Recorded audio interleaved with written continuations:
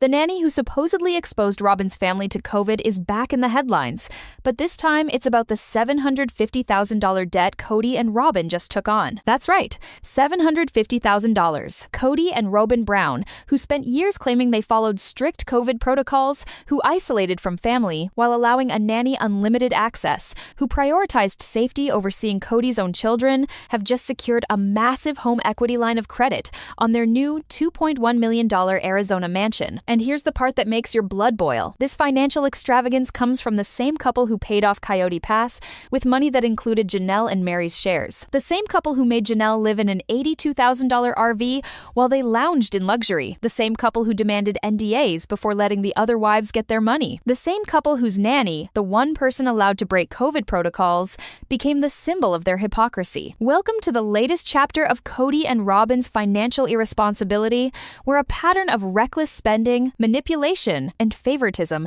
has finally culminated in a debt bomb that exposes exactly who's been funding their lifestyle all along: everyone but themselves. Let's start with the facts, because they're damning enough without embellishment. In October 2024, Kody and Robyn purchased a massive new home in Flagstaff, Arizona for $2.1 million. The property spans 7,884 square feet, includes 6 bedrooms, 7 bathrooms, a guest house, a detached RV garage, and space for 7 cars. It sits on 2.56 acres with San Francisco Peaks views. They made a down payment of $420,000 and took out a mortgage for $1.68 million.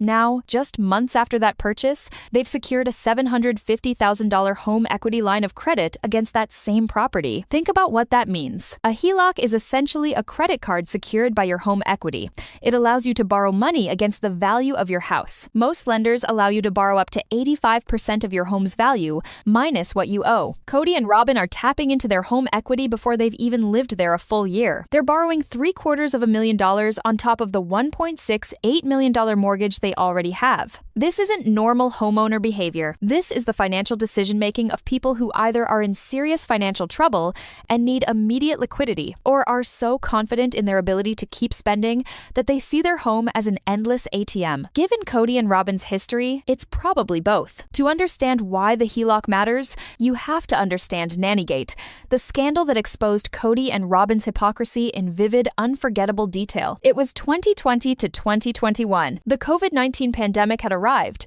and Kody Brown, patriarch of a polygamous family spread across 4 households, decided to implement strict safety protocols. These weren't just guidelines, these were rules. No social gatherings outside the immediate family, no visiting friends, no going to school or work unless absolutely necessary, wipe down mail, use grocery delivery services, follow a rigid list of requirements, or face the consequences. Kody wouldn't visit your household. For Janelle's sons, Garrison and Gabriel, who refused to follow Kody's rules, Garrison attended school, Gabriel had a girlfriend. The consequence was brutal. Kody demanded Janelle kick her adult sons out of the house or he wouldn't visit. When Janelle refused to choose between her husband and her children, Kody stopped coming around. For Christine, the isolation was unbearable. She watched as Kody spent all his time at Robyn's house, while her own household was starved of his presence. The COVID rules became the excuse for what was already happening, Kody choosing Robyn over everyone else. And then, in season 16, the truth came out. Robyn had a nanny.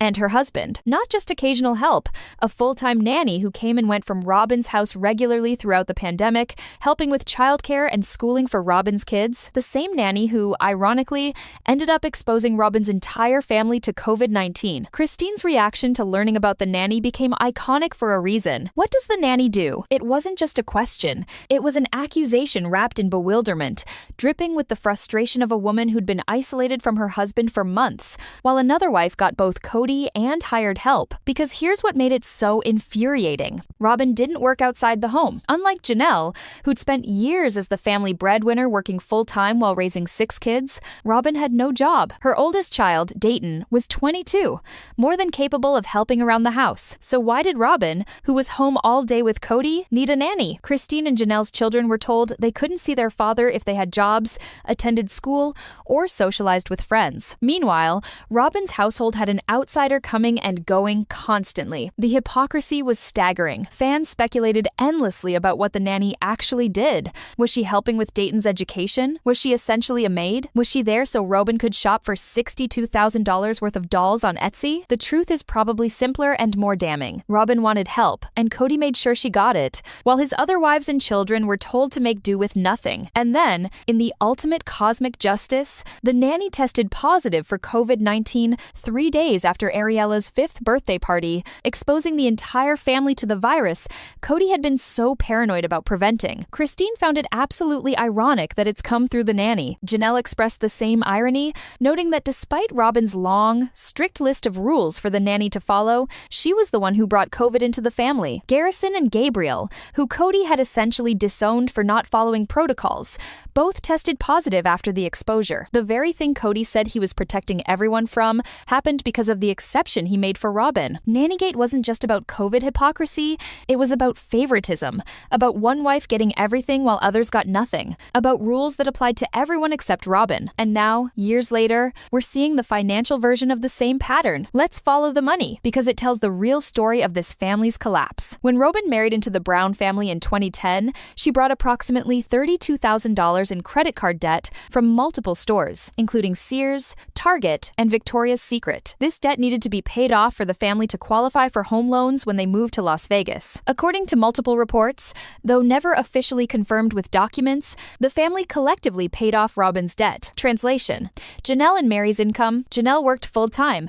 Meri ran a rental property business, went toward clearing the credit card bills Robyn racked up in her first marriage. Robyn later claimed she took on debt to keep the peace in her toxic first marriage to David Jessup. His family allegedly gave Robyn and David money to pay off her credit cards, but Robyn reportedly used it for other purchases, leaving David to pay back his family. Whether that's true or exaggerated, one thing is certain. Robyn entered the Brown family financially dependent and never stopped being financially dependent. When the family bought homes in Las Vegas, Robyn's bad credit was an issue that prevented her from getting a loan. So what happened? The family money, again, primarily from Janelle and Meri, went toward fixing Robyn's credit problems so she could qualify. Janelle sold her Las Vegas home and reportedly gave half the proceeds toward Robyn's down payment for her new Flagstaff house. The woman who worked full-time for years to support the family gave her own home sale money to help Robyn get a mansion. In 2018, the family bought the Coyote Pass property in Flagstaff for $820,000. The plan was to build 5 separate houses, one for each wife, plus a man cave for Kody. The reality? They never built anything. The land sat empty for 7 years while the family imploded. Meanwhile, Janelle lived in an $82,000 RV on that undeveloped land. No running water, no sewage, just dirt and dreams of a house that would never be built, while Kody and Robyn lived in an $890,000 mansion with fireplaces and jetted tubs. Let that sink in.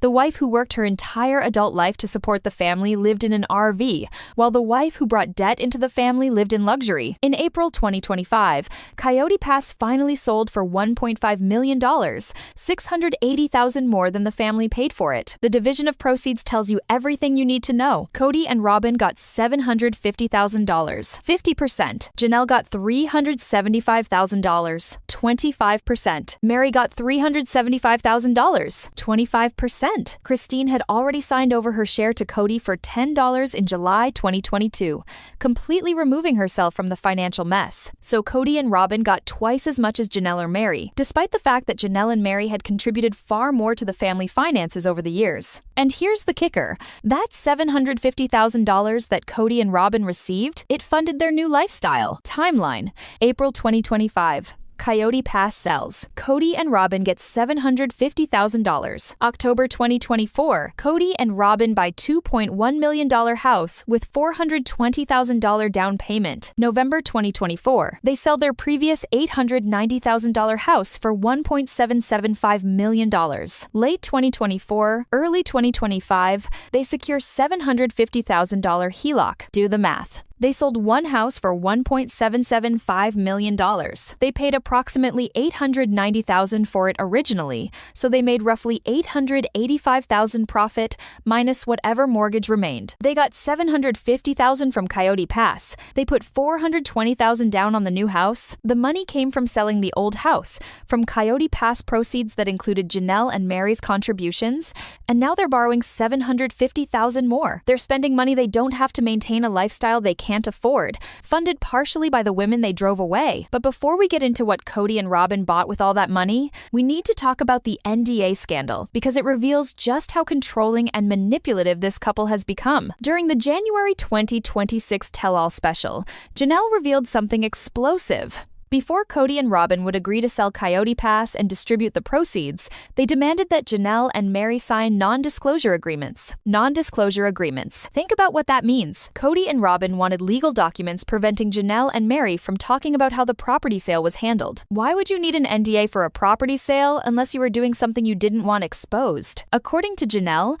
the NDA would have required that Meri couldn't take any more legal action to get her money. Both women would be confidential about the agreement, and they'd be silenced from discussing how Kody and Robyn handled the sale. Janelle and Meri refused to sign. They held their ground, and eventually, Kody and Robyn backed down. But the fact that they even tried tells you everything about their mindset. They wanted control. They wanted silence. They wanted to prevent the ex-wives from exposing what really happened with the family finances. It's the ultimate power play. We'll give you your money, but only if you agree never to tell anyone how we treated you. The audacity is breathtaking. So, what did Kody and Robyn buy with all this money? Let's take a tour of their $2.1 million mansion and see exactly what kind of lifestyle they're funding with debt. The main house is 5,596 square feet, 4 bedrooms, 4.5 bathrooms, 3 fireplaces, primary bedroom with remote-controlled fireplace and jetted tub, kitchen with 2 ovens, 2 islands, 2 dishwashers, sub-zero refrigerator and freezer, walk-in pantry, formal living area downstairs, entertainment area upstairs. The guest house is 2,288 square feet, 2 stories, 2 bedrooms, full kitchen and dining area, living room, game room. There's a detached RV garage, 2,200 square feet, space for 7 cars total,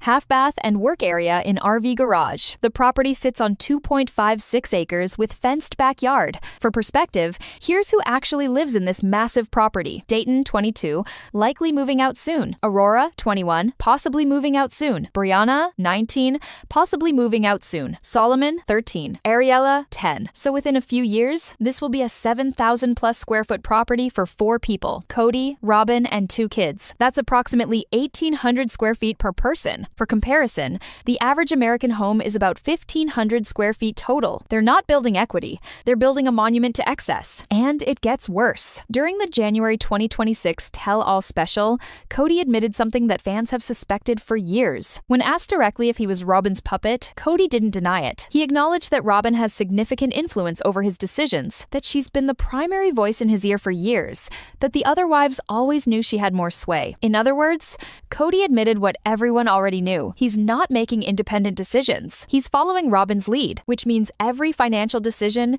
every cruel choice, every moment of favoritism wasn't just Kody's doing. It was Robyn pulling the strings while playing the victim. The nanny wasn't Kody's idea. It was Robyn's. The COVID protocols that kept his kids away while allowing the nanny weren't Kody's idea. They were Robyn's. The demand for NDAs before selling Coyote Pass wasn't Kody's idea. It was Robyn's. The $2.1 million mansion wasn't Kody's idea. It was Robyn's. And the $750,000 HELOC? You guessed it. Robyn's influence. She's not the victim of Kody's poor choices. She's the architect of those choices, hiding behind tears and manipulation while building a financial empire on the backs of women she drove away. Let's talk about Robyn's spending history, because the $750,000 HELOC isn't an isolated incident. It's the culmination of years of financial irresponsibility. Robyn brought $32,000 in credit card debt into the family in 2010. That debt was allegedly paid off collectively. She spent $62,000 on Etsy, dolls, doll clothes, junk journals, according to fan research. She defended Victoria's Secret shopping by claiming her very long legs required special ordering. Her own daughter Brianna called it a shopping addiction on sister wives. She made jewelry purchases mentioned by multiple family members.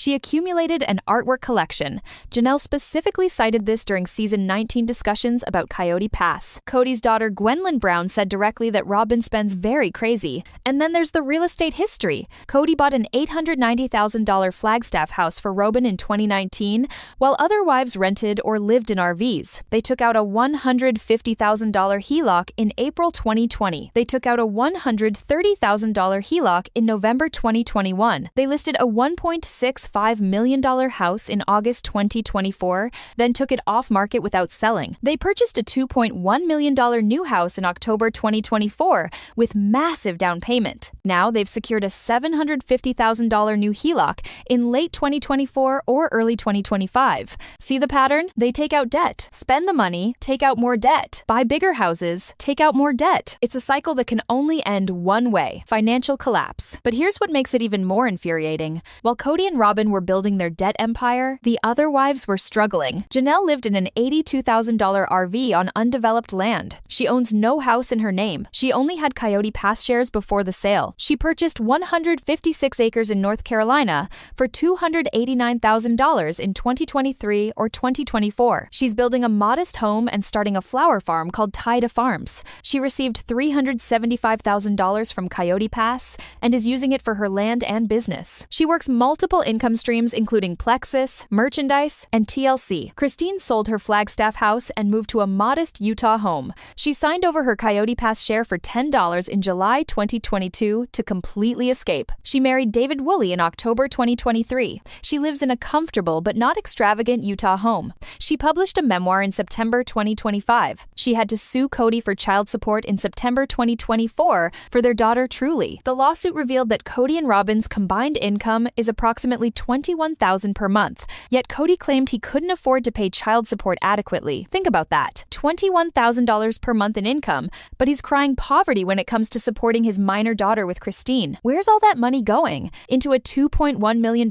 house, into a $750,000 line of credit, into maintaining Robyn's lifestyle. Meri runs Lizzie's Heritage Inn, her bed and breakfast in Utah.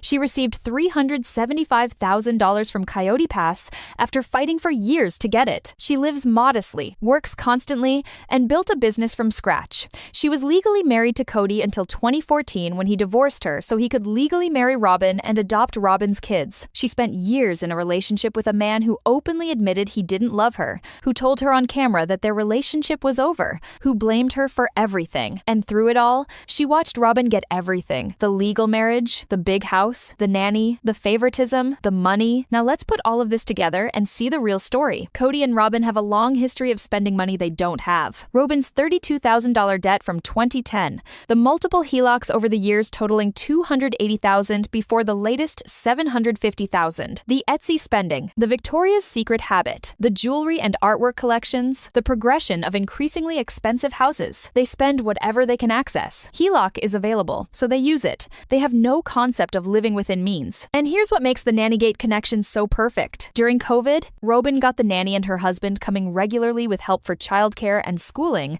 while Janelle got demands to kick out her adult sons, months without seeing Kody, and financial strain from pandemic. Christine got isolation from Kody, no help, and emotional abandonment. Meri got nothing. Now, with the HELOC, Robyn got $750,000 from Coyote Pass, a $2.1 million mansion, $750,000 line of credit, and Kody's full attention, while Janelle got $375,000 from Coyote Pass, an RV, years of financial uncertainty, and a flower farm she's building from scratch. Christine got $10 for her Coyote Pass share, freedom, happiness with David, but had to sue for child support. Meri got $375,000 from Coyote Pass after fighting for it, her bed and breakfast, and her independence. The pattern repeats. Robyn gets everything. The other wives get scraps. And the most damning part? The other wives are the ones who funded Robyn's lifestyle for years. Janelle worked full-time while Robyn stayed home. Meri ran rental properties while Robyn shopped. Christine homeschooled all the kids, while Robyn hired a nanny. The working wives paid off Robyn's debt,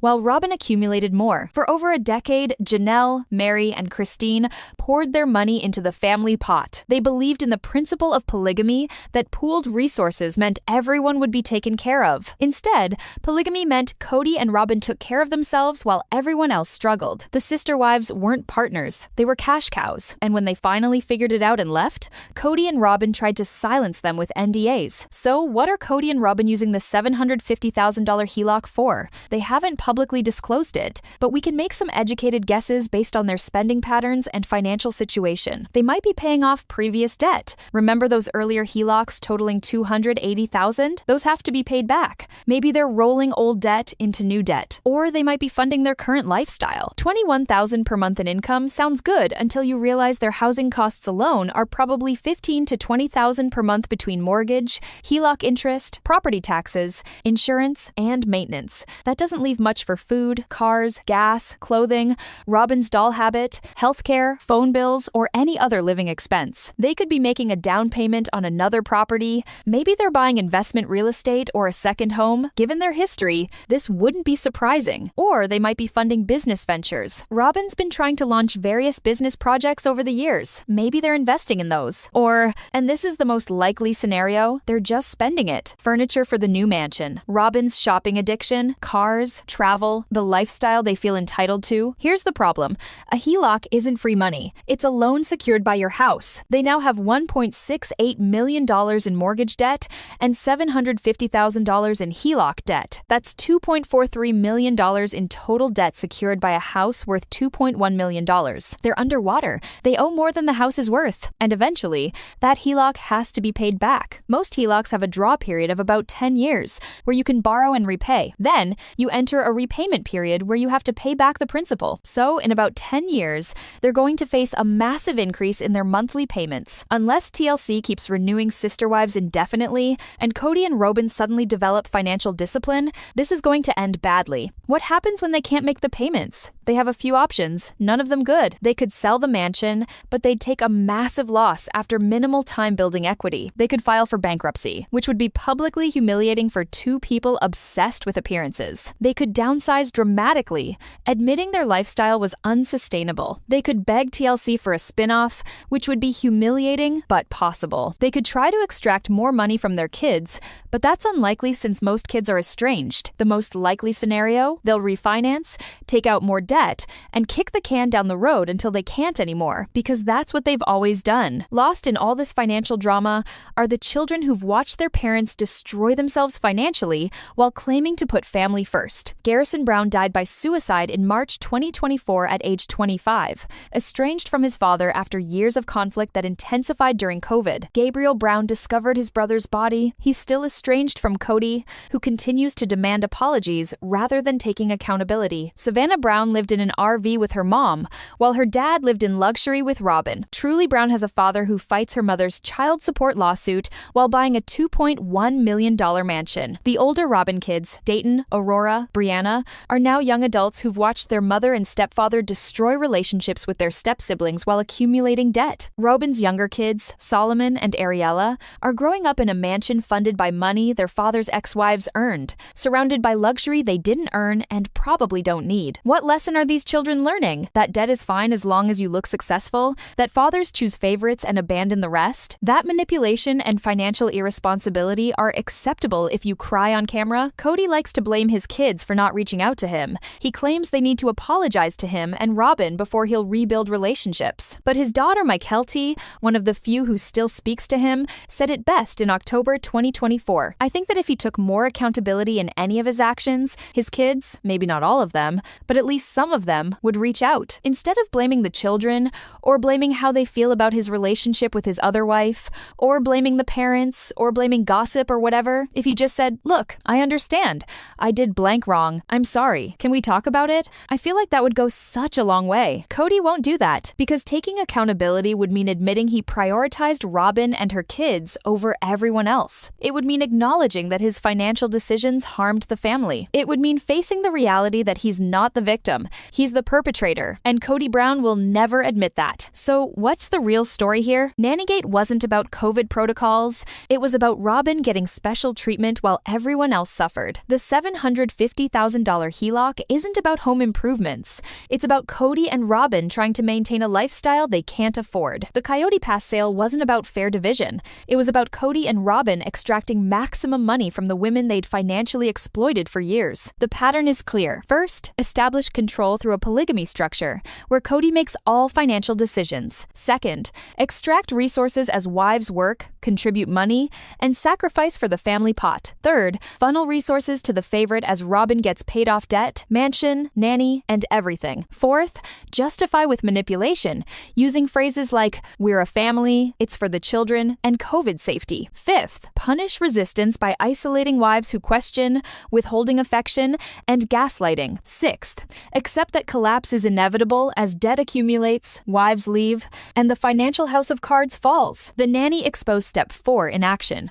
Kody and Robyn created rules everyone else had to follow while exempting themselves. The HELOC exposes step 6 in progress. The financial consequences of years of irresponsibility are catching up, and Kody and Robyn are desperately trying to outrun them. They will fail, not because of karma or justice, but because math doesn't lie. You cannot spend more than you earn indefinitely. You cannot borrow against equity forever. You cannot maintain a $2.1 million lifestyle on a TLC salary while alienating everyone who once subsidized you. The debt will come due. The TLC show will end. The mansion will become unsustainable. And when that happens, Kody and Robyn will face the same reality Janelle, Christine, and Meri have already mastered. You have to live within your means. You have to build actual income, not just spend existing resources. You have to make choices that match your reality, not your fantasy. Janelle in her North Carolina flower farm will be fine. Christine in her Utah home with David will be fine. Meri running her bed and breakfast will be fine. They learned the hard way that betting your financial future on Kody Brown is a losing strategy. Now Robyn is learning that betting your financial future with Kody Brown is equally disastrous. The difference is Janelle, Christine, and Meri got out. They're building sustainable lives. Kody and Robyn are drowning in debt, clinging to a mansion they can't afford, taking out credit lines to maintain appearances, while the children they claim to prioritize watch from a distance. The nanny story was funny because of the irony. COVID came through the one exception to the rules. The HELOC story is tragic because it represents the inevitable collapse of a financial structure built on favoritism, exploitation, and delusion. $750,000 in new debt, $1.68 million in existing mortgage debt, $2.1 million mansion, no sustainable income, no financial discipline, no wives left to exploit. This is the endgame of Kody and Robyn's relationship, a monument to excess, sitting on a foundation of debt funded by the very people they drove away. And somewhere, in an RV that cost $82,000, Janelle Brown is laughing because she got out before the final collapse.